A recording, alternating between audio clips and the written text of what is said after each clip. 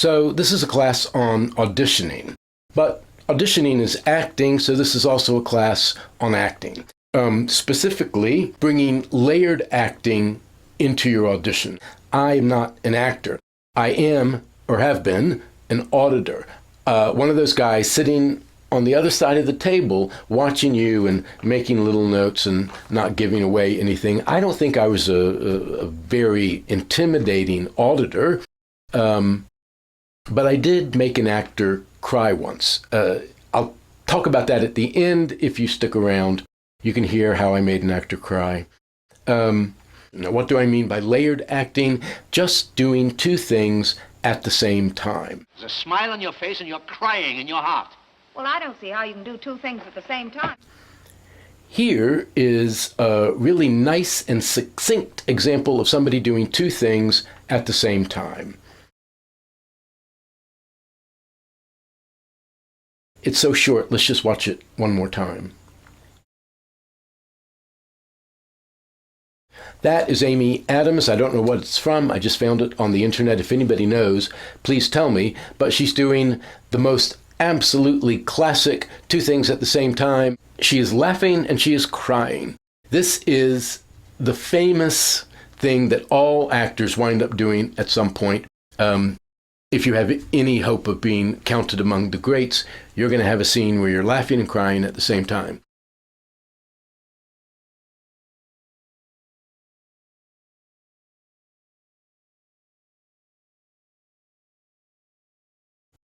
So the old cliche is drama is conflict, and this is true, but usually when people are talking about this, they are talking about the conflict between an antagonist and a protagonist. Just as important, or more important, certainly from an actor's point of view, is internal conflict, when the character is being torn in two different directions at the same time. What am I talking about?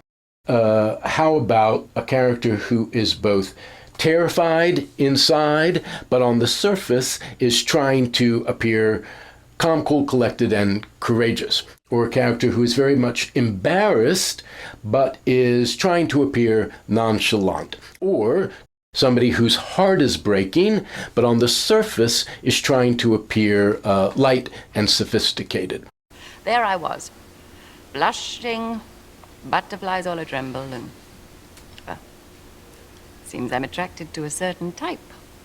You're doing these two things at the same time, and within these two things, well, these two things sort of define the arc of the character, at least for that one little scene. And if you do it right, it can be rather touching.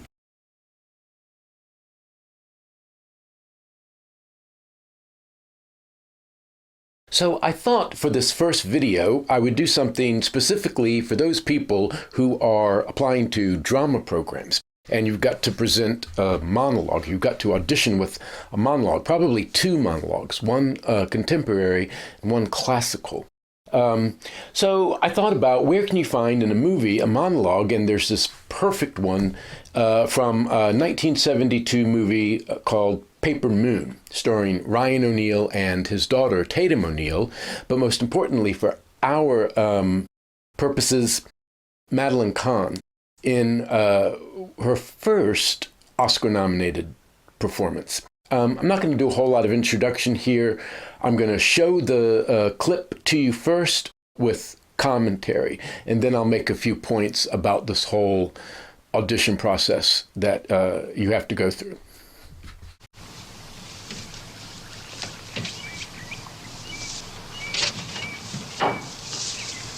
Hey, what's up, kiddo? Daddy says you're wearing a sad face. Ain't good to have a sad face. Hey, how'd you like the coloring book? Would you like that? You like Mickey the Mouse? Oh, son of a bitch! Ooh. Now come on down to the car and let's all be friends. You see me smile? Come on, let's see you smile like Aunt Trixie. Now come on. Come on down to the car with Mademoiselle.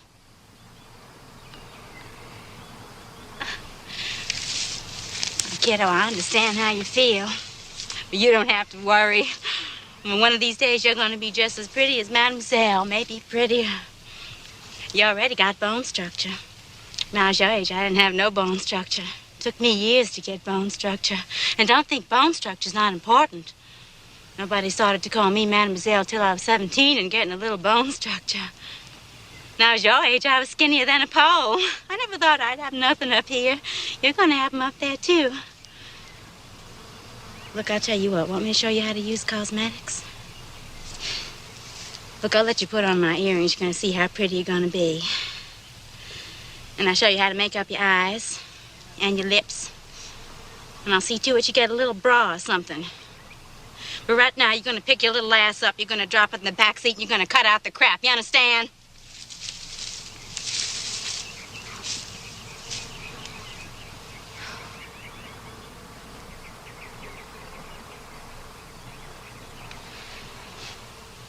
You're gonna ruin it, ain't you? Look, I don't want to wipe you out. And I don't want you wiping me out, you know? So I'm gonna level with you, okay? Now, you see, with me, it's just a matter of time. I don't know why, but somehow I just don't manage to hold on real long. So if you wait it out a little, it'll be over, you know? I mean, even if I want a fella, somehow or other I manage to get it screwed up. Maybe I'll get a new pair of shoes, a nice dress, a few laughs. Times are hard. Now, if you fool around on the hill up here, then you don't get nothing. I don't get nothing. You don't get nothing. So how about it, honey? Just for a little while. Let old Trixie sit up front with her big tits.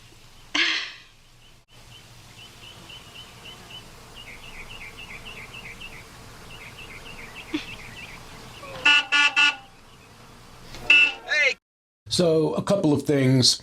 One, please notice how fast she's doing this. She is speeding through it. Now, there is a psychological reason to explain why she's going so fast, which is that she really has to pee. If she doesn't find a bathroom soon, she's going to have an accident right there on the side of that hill. But you will find that directors always want you to go faster. They'll say it over and over again, and they hate it when you take pauses. If you can learn to come across as being real while you're doing it as fast as you possibly can, great. If you want to see an example of this, watch The Good Place, that TV show. They speed through everything, no pauses. Okay, so when I talk about doing two things at the same time, you've got an option. You can either do it simultaneously or consecutively. Simultaneously, the two emotions are coming out at the same time, and they're sort of like melded into one emotion, what looks like one emotion, but it isn't really, it's two. Or you can do it consecutively, which you do this emotion, then that emotion, maybe another emotion, and sometimes you just turn on a dime. They're doing it so fast that it's very impressive. Actors like to show off how they can turn it on and turn it off. Madeline Kahn, on the side of this hill, is doing both. She's doing simultaneous and consecutive. So she's going through this little map of emotions. We could say fake nice, then angry, then truthful. But each one of those is layered. The fake nice, that's two things. It's fake and it's nice. When she's being angry, there's just a little bit of worry underneath, a kind of intimidation, because the girl has all the power in this situation, not Miss Trixie Delight. And third, when she's being truthful or vulnerable, she's also putting in all of this humor, or attempts at humor. These little half laughs, these smiles, she ends it with a joke. She's trying to put a lid on the pain because she has enough pain in her life that she can't live there. She has to do something to fight it down. So there's at least 6 things going on in this little 3-minute scene. And so what you wind up with is an amazingly complete thumbnail sketch of a personality. All you need to know, you can find there in those 3 minutes on the side of that hill. Those of you who have taken geometry will know that any 3 points not on a line define a circle. Now, a circle is an infinity of points, but it only takes 3, and you've got that circle, and only that circle. The same is with a well-written scene. You can have just these 3 little emotional points that you hit, and the audience will understand who that person is. Sometimes you can do it even faster, just with 2. And so out of this, you can get an interesting little theatrical effect, which is you can change the audience's opinion of this person. You start out, you give them a certain amount of information, they develop an opinion, and then you come along and you change that information, you've changed their opinion. And that's an emotional impact. That's great. If you can have that kind of effect in your monologue, do it. Of course, for this to be good writing and good acting, it can't be just sudden new information that is not at all consistent with what we've seen before. The way it works is you learn what a person's like, and then you see the change, and yet it's consistent with what we know of human nature. Now, the way these people have set up these auditions for drama programs is just about the worst possible circumstances for acting that you can imagine. But it's that way for everybody. It's at least a level playing field. You're not going to be at your best. Nobody is going to be at their best. You're going to be a little bit worse than average. So please get the average up as high as you possibly can. But no, understand, you're going to be nervous and you're going to be distracted. You're going to be nervous because so much is riding on this. It can change your whole life from this to that. And you're going to be distracted because you're in a new room meeting new people. You're going to walk in and there are going to be these 3 people. Maybe you've seen one of them in a photograph. And you're going to be in this room. There are going to be windows. There are going to be props. There's going to be all sorts of stuff. And it's all going to just distract you. And so when they say, whenever you're ready, it's like, deer in headlights. So if by any chance you can get into this space ahead of time, take it. If you're there the day before, try to get into that room. If the door opens, look. If earlier in the day or when they're on the lunch break, you can get in there and look around, do it. It will help you be less distracted. You'll be more focused on what you're doing. Every little bit helps. And if you're in the hall waiting for your turn, there's all these other people around you, and somebody comes out of the room, they've just done their audition, you can stop them, ask them, how was it? Is there anything we should know? They'll probably be so eager at that moment to talk about what just happened, they might give you some really useful information. What I'm hoping, if you have a simple, clear storytelling task to concentrate on, it will get you out of your head. You'll stop thinking about yourself and your acting talent, and you'll just be thinking about the character. You'll just be thinking, I have this information I need to get across, and you can do that. It's something firm to hold on to when there's very little to hold on to. If these people are at all good at their jobs, they can read the energy that you bring into the room. They can just see it coming off of you. So if you're coming and you're really trying to get yourself psyched up, oh, I'm the best, I'm going to nail this, this is my day, this is my moment, they're going to tell that you're just trying to psych yourself up. If you go into the room with the energy of, oh, please, please, please pick me, I need this so much, I'm so desperate, I'll just die if I don't get this, they're going to read that desperation. They're not going to like it. Or, as sometimes happens, you go into the room and you're thinking, I'm not going to get this. Why am I wasting my time? This is a waste of an application fee. They can tell that too. If you're not thinking about yourself, if you're thinking about the character, you can avoid all of that. Don't worry about if you're a good actor or not. Just tell the story. Get the information across. Let the rest take care of itself. I very strongly recommend not memorizing a bunch of very specific blocking or a bunch of very specific line readings that you say the exact same way every time. When I say line reading, I just mean the specific way that you say a particular line any given time. Like, that's a comedy rule? That's a comedy rule? That's a line reading.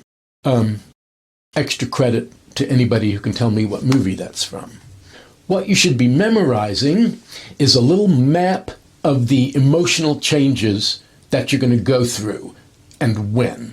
If you have this map of emotional changes, that gives you freedom to be spontaneous in all the little details. The big picture is taken care of and it's the same every time, but the little details, the way it comes out, you're free to be spontaneous, and you want to be at least somewhat spontaneous. It's good acting.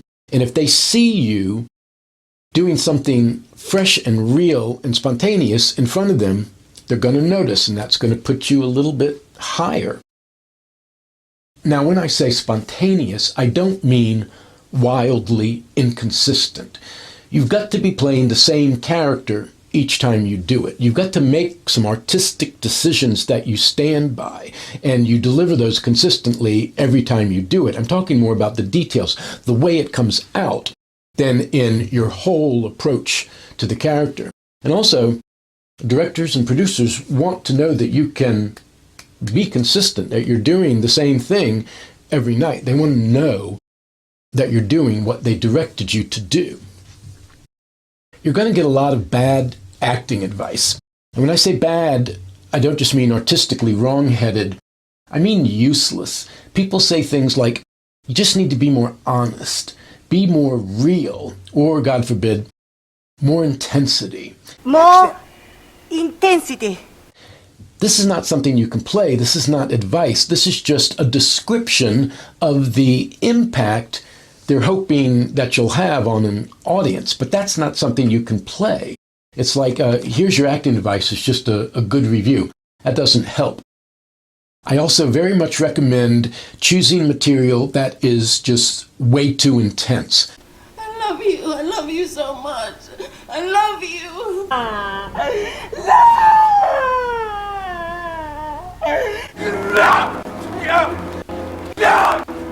Please, no screaming rants or tantrums, no convulsive sobbing because your whole world is falling apart. You can't break down in tears. You don't have time in a 2-minute monologue to get the people who are watching to that emotional state with you. You're just going to have to jump there, be there, and they're just going to sort of be sitting back watching this one person who's being really, really out there for a few minutes. And that, if they don't have an emotional connection to that level of emotional intensity, it's just going to be cringe. They're just going to be watching, but they won't have any connection to it. Ideally, you have something where when it starts, it's matching the emotional energy of the audition room. Like you come in and you're just sort of at the same casual level that they are. And then when you begin, you start taking them up stages and you get them to where you want them to be with you. But also, that sort of extreme emotional intensity doesn't have layers. By definition, you're doing one thing and you're pounding it into the ground. You're dialing it up to 11. And if you can't show layers, you're not going to seem good. You're going to seem one note. Sing, Johnny, one note. And you don't want to come across as one note.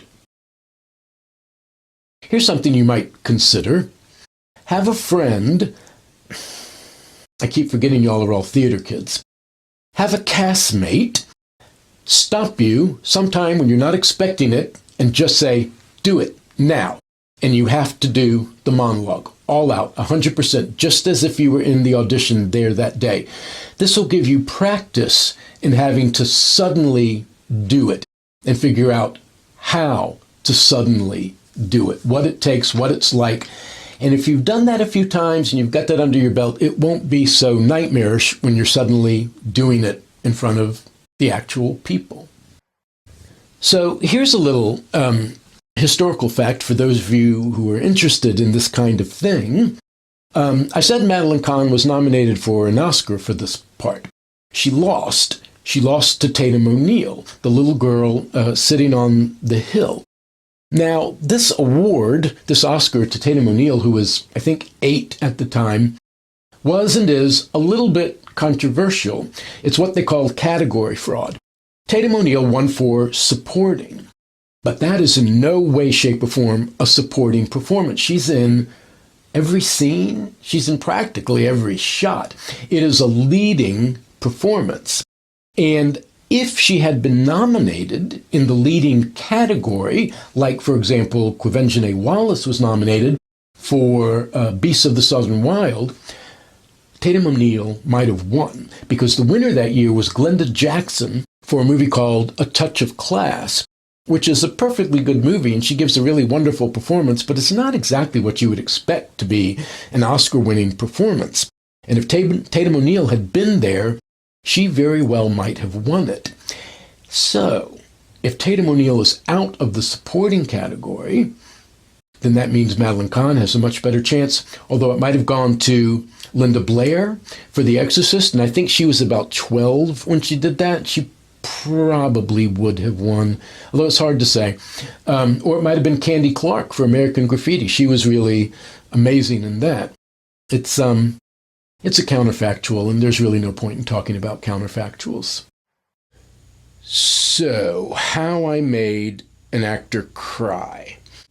This one actor came in, and this was like on the third day. We'd been doing this for a while. A very talented actor does her 2 scenes, and the director, for some reason, I don't know, maybe he was just being mean, turns to me and says, "Do you need to see anything else?" Perhaps some ethicists would say that once the director broaches the subject, it is then incumbent upon me to say, yes, how about we see her do that little bit from page 58? And I don't really need to say it, but you do it for the sake of the actor, so that the actor knows that we have seen them and taken them seriously. But on that particular day, I just said, "No, I don't need to see anything else." And the actor burst into tears and ran from the room. So I'm not exactly proud of this. It is regrettable. I don't want anybody to cry. But I'm not going to apologize. I didn't do anything wrong. Did I? The point is, she was not going to get that part. She did not in any way topple the current leader, and she wasn't really right for it. I didn't need to see more. She was great. She's going to get other parts. If I know somebody's not going to get a part, there's no point in watching them do another 2 pages or 3 pages of a scene. So, folks, it's tough out there for all of us.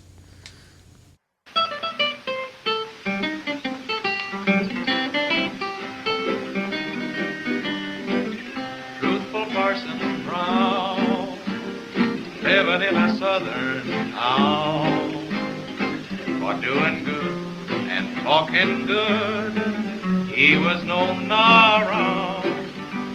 He had a most peculiar way of preaching. This woman's husband has decided to leave her, and she's broken-hearted now. Can you understand that? Yes, I can understand that, but you told me to be light and sophisticated. On the surface. But inside here, your heart is broken. There's a smile on your face, and you're crying in your heart. Well, I don't see how you can do 2 things at the same time. I refuse to sit quietly by and see my play butchered.